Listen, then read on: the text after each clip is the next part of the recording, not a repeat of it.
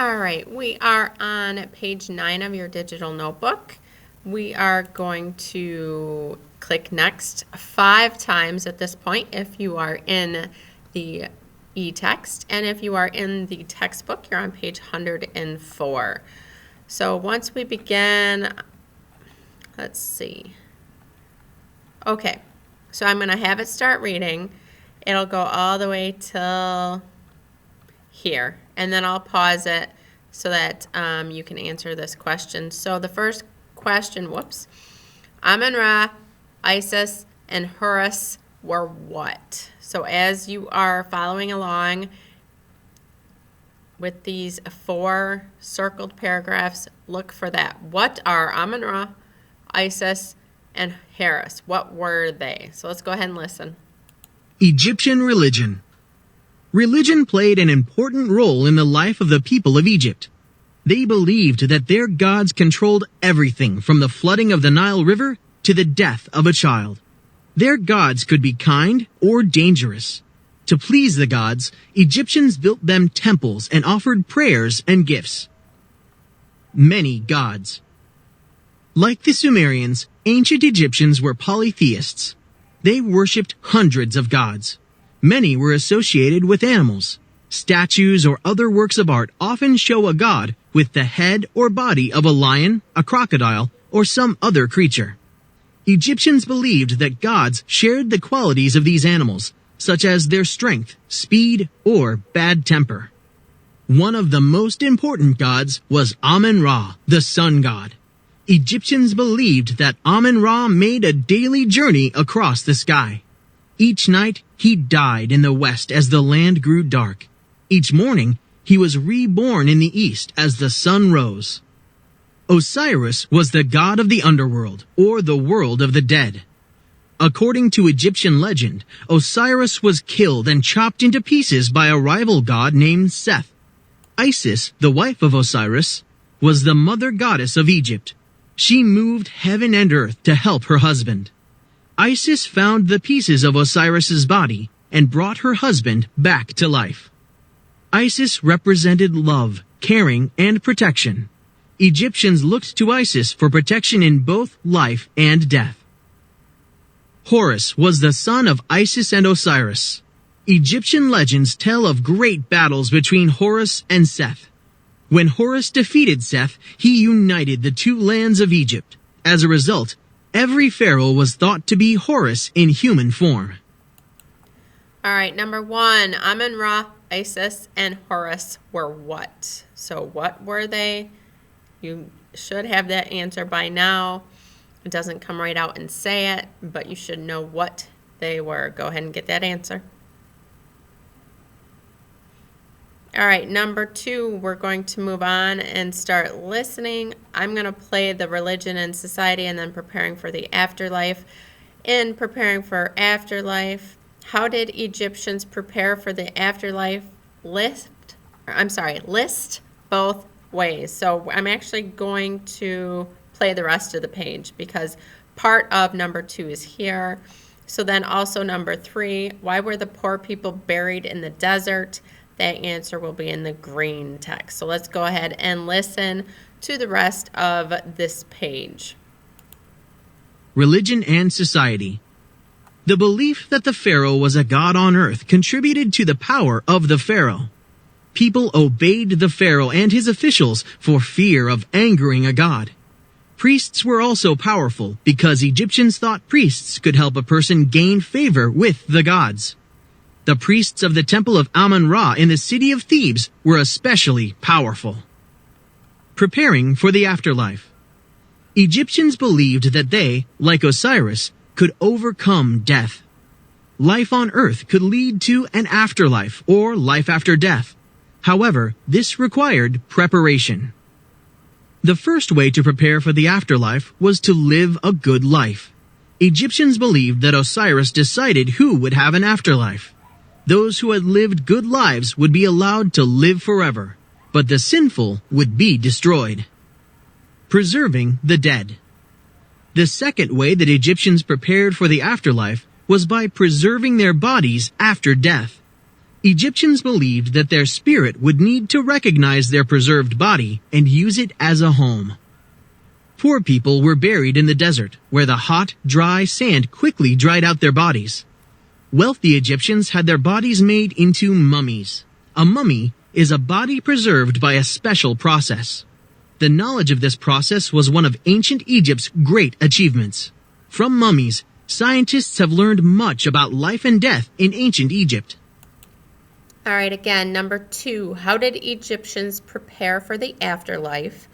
And it says list both ways, so I want you to put both ways here, but I think I'm going to actually make this 2 separate questions in the video. Number 3, why were the poor people buried in the desert? You'll find that answer in the green highlighted paragraph. All right, let's move to the next page. We're going to go to page 10. So this is looking at the great rulers. You will look at this interactive gallery in your Aspire to Do. So the Egyptian Religion Gallery is your Aspire to Do. So let's click Next again. Again, get rid of that wall. So this number 1 is going to be 3 blanks, and you will need to fill in those 3 blanks using this highlighted pink paragraph. So I'm going to hit play. We're going to listen all the way through talking about great rulers. So you'll fill in these blanks with this pink paragraph, so pay attention as it's being read. Great rulers. Hatshepsut, Ramses II, and Thutmose III were powerful New Kingdom pharaohs who shaped Egypt's history. Hatshepsut.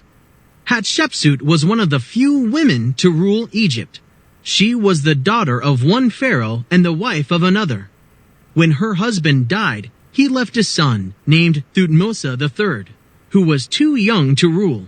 So Hatshepsut decided to make herself Egypt's new pharaoh. Some Egyptians did not want to bow to a woman.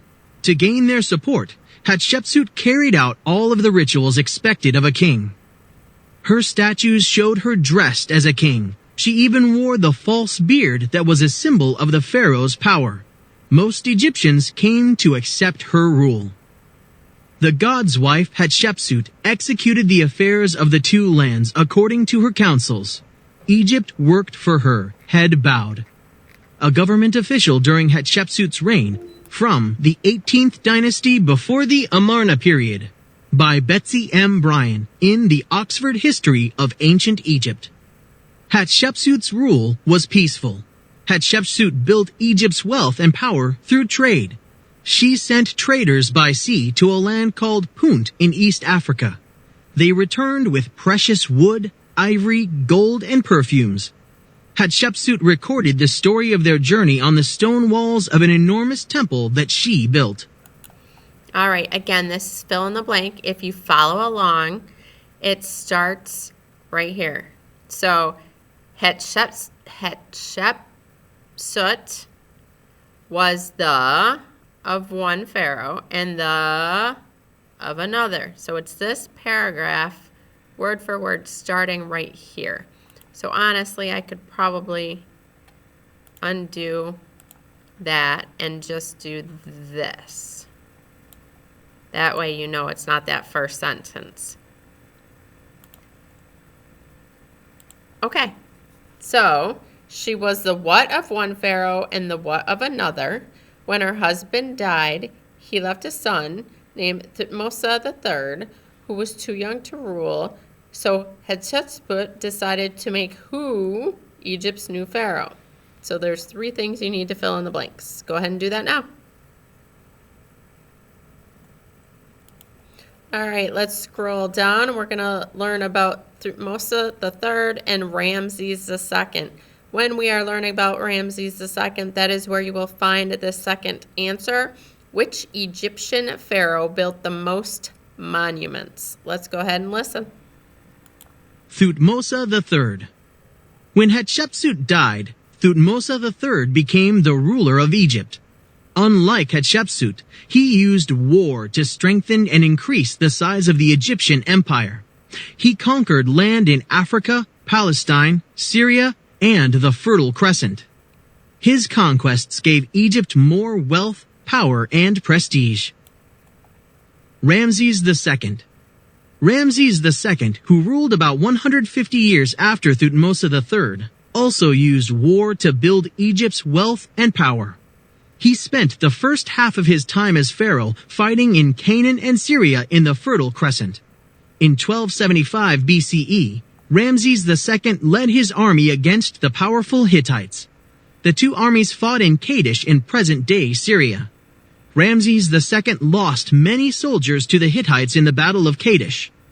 He later made peace with the Hittites by agreeing on a border. Ramses II was a great builder. During his reign, he built more monuments than any other pharaoh. Number 2, which Egyptian pharaoh built the most monuments? You'll find that answer in this yellow circled paragraph. All right, let's go to the next page. All right, so there's 5 things to know about Ramses. So what we are going to do, I'm just going to leave these here. It's not being read to you. But here are your 5 questions. How long did he rule for? He became pharaoh when he was very young and ruled for 66 years, the second longest reign in Egyptian history. Number 2, in addition to being a pharaoh, what else did he do? In addition to ruling as pharaoh, Ramses also led the Egyptian army and conquered a large amount of territory. Number 3, what battle did he win his greatest fame in? Ramses won his greatest fame in the Battle of Kadesh, where he fought off a surprise attack by a much larger Hittite force.